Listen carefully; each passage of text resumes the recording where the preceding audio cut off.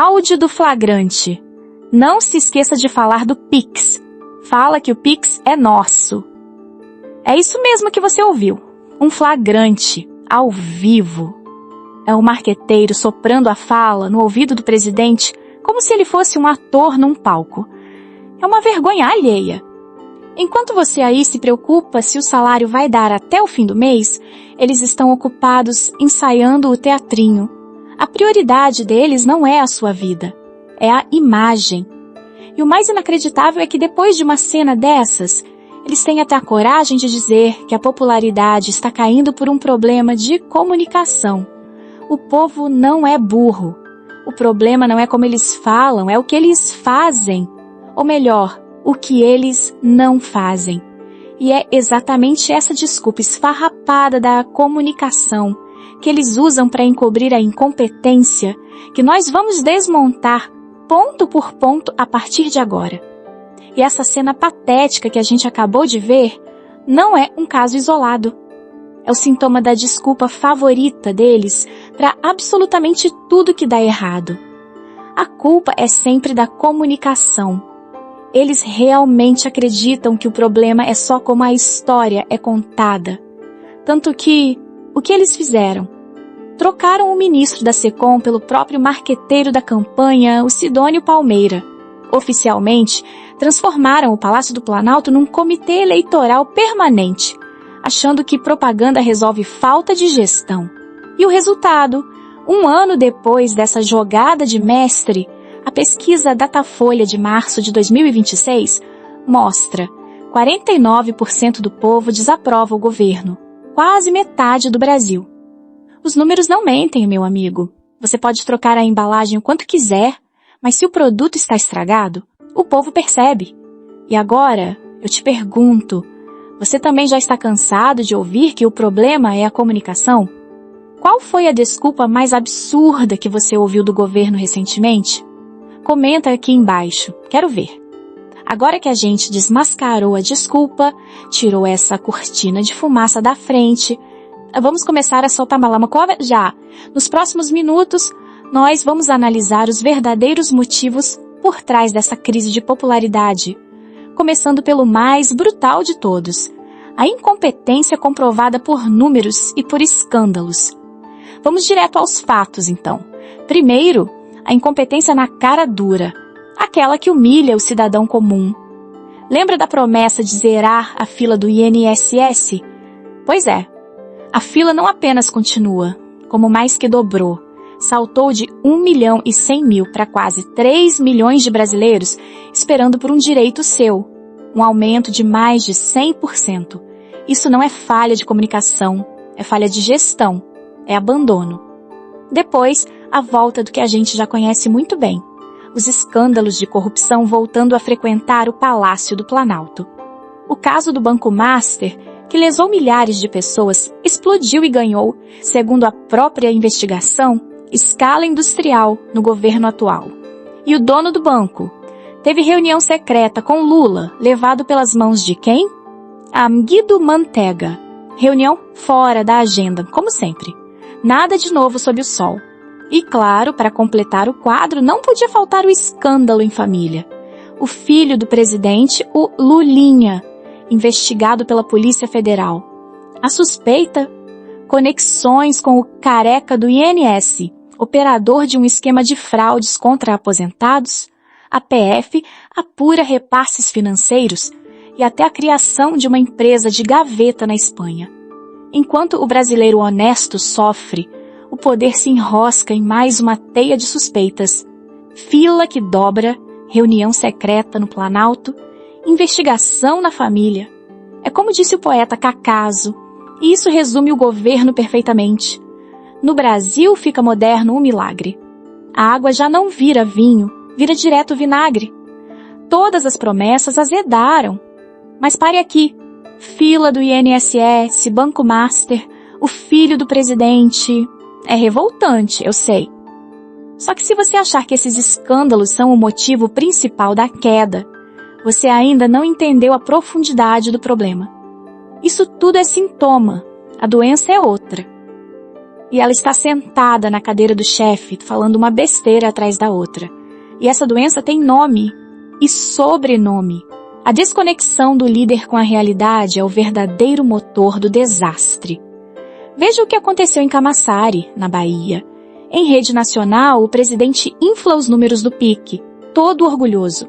Aí, o prefeito da cidade, ao vivo, tem que corrigir o chefe. Ele expõe que o investimento real era de apenas 400 milhões, enquanto quase 650 milhões iam para a Lei Rouanet, para a cultura. O resultado? O presidente trava, fica atônico, visivelmente desconcertado na frente de todo mundo. Ele inventa número na cara dura e quando é pego não sabe o que fazer. É a mais pura vergonha alheia. Mas pior que a desconexão com os fatos é a falta de empatia com o povo. Preste atenção na pérola que ele soltou sobre o endividamento das famílias. Abre aspas. De tudo a gente vai comprando, é R$50 ali, 30 lá, 40. Depois você chega no final do mês, soma tudo. E aí vocês xingam quem? Xingam o governo. Ouviram bem? A culpa por você estar no vermelho com nome sujo é sua. Não é a inflação do supermercado, não são os juros absurdos. É você que comprou uma coisinha a mais. Isso é a inversão completa de valores. A culpabilização da vítima em seu estado mais puro. Essa é a empatia que eles oferecem. Não se enganem. Isso não são gafes de um velhinho. Pelo contrário, isso é o pensamento real deles, vazando sem filtro. É a mentalidade de um governante que não entende mais, ou talvez nunca tenha entendido, as dificuldades reais de quem ele diz representar. E essa arrogância, essa incompetência para lidar com fatos, tudo isso nasce de uma única fonte. Um erro estratégico fatal cometido lá atrás. Um ponto cego da esquerda que eles simplesmente não conseguem nem querem enxergar. E é esse erro, a peça-chave, que explica todo o resto que nós vamos finalmente revelar a seguir. E toda essa arrogância, todas as gafes, a incompetência para lidar com fatos, tudo isso acontece por um único motivo que eles não admitem. O erro estratégico é fatal e é simples. O governo está falando com um Brasil que não existe mais. Eles estão gritando para uma plateia fantasma enquanto ignoram o Brasil real. E quem é esse novo Brasil? É você. Você que acorda cedo e tem seu pequeno negócio. Você que rala como motorista de aplicativo para colocar comida na mesa. A mãe solo que vende bolo para sustentar os filhos. O povo evangélico que ensina valores em casa. É um Brasil que valoriza o trabalho, a família e a liberdade. Um Brasil que não depende de esmola de governo e que se cansou de ser tratado como massa de manobra. E aqui está a prova definitiva de que o problema não é a comunicação. Olhem estes números da pesquisa genial de Quaist. É devastador. A desaprovação do governo chega a 66% entre os evangélicos, 66%, e sobe para 61% entre quem ganha acima de 5 salários mínimos, o Brasil que produz. Eles declararam guerra aos valores da maioria do povo brasileiro e agora estão colhendo o resultado. O desespero é tanto que até fontes de dentro do próprio governo admitem a derrota. Usar uma metáfora perfeita para descrever o Lula, a gente tem o Pelé, mas é um Pelé que já está mais cansado. E disseram que a partida, para eles, agora é água, morro, acima. Ou seja, é uma batalha perdida. Mas se até a equipe dele já admite que o jogo acabou, existe um veredito final. Uma profecia dita por uma figura externa, poderosa, e que o sistema tentou calar a todo custo. E o que o próprio Elon Musk sentenciou sobre o futuro do Brasil sob este governo é o que vamos revelar a seguir. E qual a consequência real dessa desconexão toda? Isso aqui não é mais uma questão de opinião, de narrativa política. É o futuro do Brasil que está em jogo. Na prática, o capital produtivo, aquele que gera emprego de verdade, está indo embora. Vamos aos fatos. não a propaganda. Segundo o relatório da Henley Partners, só em 2025, o Brasil se tornou o campeão da América Latina em fuga de milionários. São 1.200 pessoas de alto patrimônio que simplesmente desistiram do país. Eles não levaram só o dinheiro, levaram junto os investimentos, as empresas e os empregos que poderiam estar aqui. Pense nisto. O dinheiro grande foge do país e o trabalhador que fica é obrigado a se virar sozinho. Dados da FGV Social mostram que a classe média só cresce hoje por conta dos autônomos, dos que empreendem por necessidade. É a prova clara de que o governo espanta quem produz e abandona quem trabalha. E não somos só nós aqui, no nosso canto, que estamos vendo isso.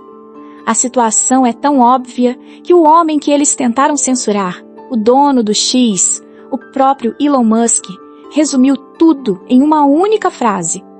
Depois de ser atacado pelo sistema daqui, ele deu o veredito final, a profecia. Eles vão perder a próxima eleição. A verdade está na mesa. O sistema está ruindo por conta própria, pelos seus próprios erros. A pergunta agora não é mais se eles vão cair. A pergunta é, o que você vai fazer com essa certeza? Você me pergunta o que fazer com essa certeza? Vou te dizer exatamente o que fazer. Nós vamos nos tornar a comunicação que eles não conseguem controlar. Porque, vamos ser bem claros, da próxima vez que você ouvir o marqueteiro deles falando que o problema é a comunicação, lembre-se disto. Não é comunicação. É incompetência, daquela que gera as filas humilhantes no INSS. É suspeita de corrupção, com escândalos envolvendo bancos e a família do poder. É arrogância de quem culpa o povo pelas próprias falhas. E, acima de tudo, é obsolescência. É uma desconexão total com o Brasil. De verdade, o Brasil que trabalha, que empreende e que tem fé. Eles podem ter a grande mídia, os artistas, o dinheiro público, mas eles não controlam a verdade. E é por isso que a sua parte é tão importante agora. Se você concorda que o povo não é burro e que a verdade precisa ser dita, faça a sua parte. Mande este vídeo no grupo da família para aquele seu amigo que ainda tem dúvida. Seja você a comunicação que vai derrotar a mentira deles